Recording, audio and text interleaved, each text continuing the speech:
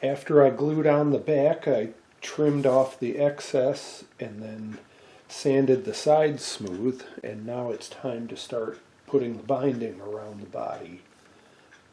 The first part of the binding I'll do is the tail graft.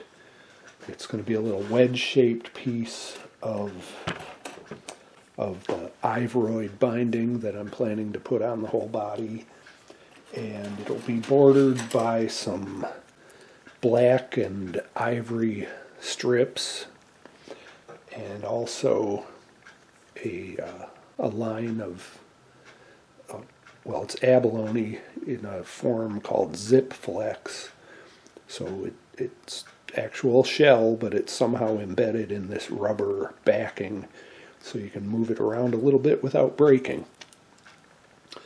I've got the body clamped to my vise here, or clamped to my workbench, and I've got this routing jig that I made a long time ago.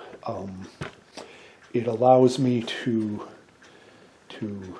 route a V shape, a wedge shape, which is what this is going to be, and these little maple sticks are spacers that take up the same space as the abalone and the purfling lines.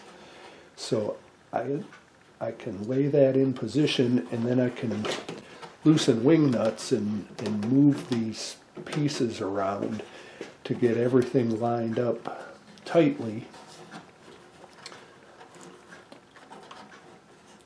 And once it is lined up, I clamp it in place.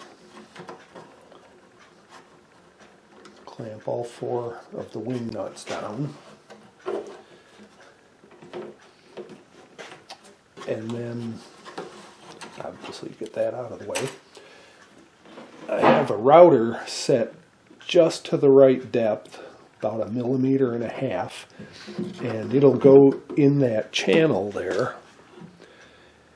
And the sides of the router, or the base of the router, will hit these pieces of wood that are screwed to the sides of the jig, so that it won't go any farther out than the space that's marked off here.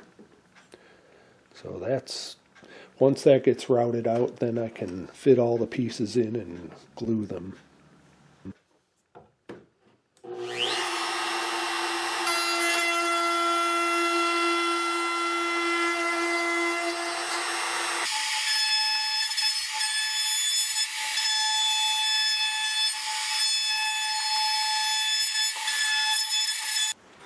Now I can undo this.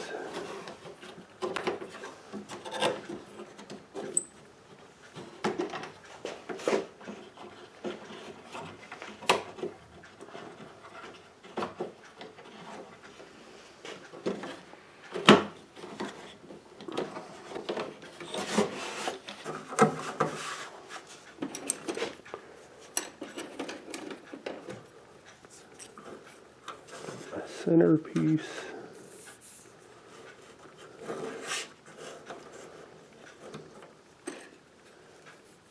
And then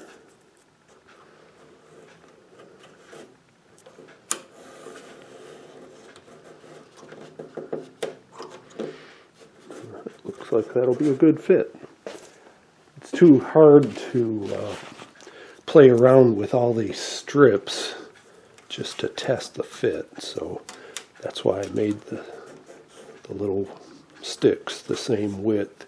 They're just easier to handle.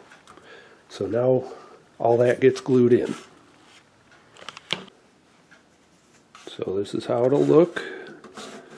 Just make sure the abalone is seated down there.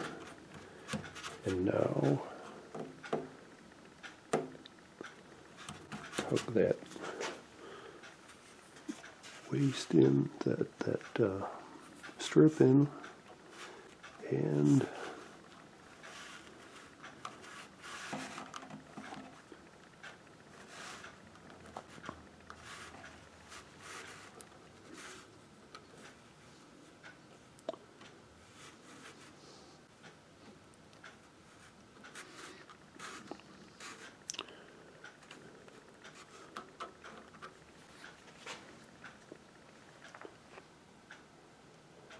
Okay, let that sit now.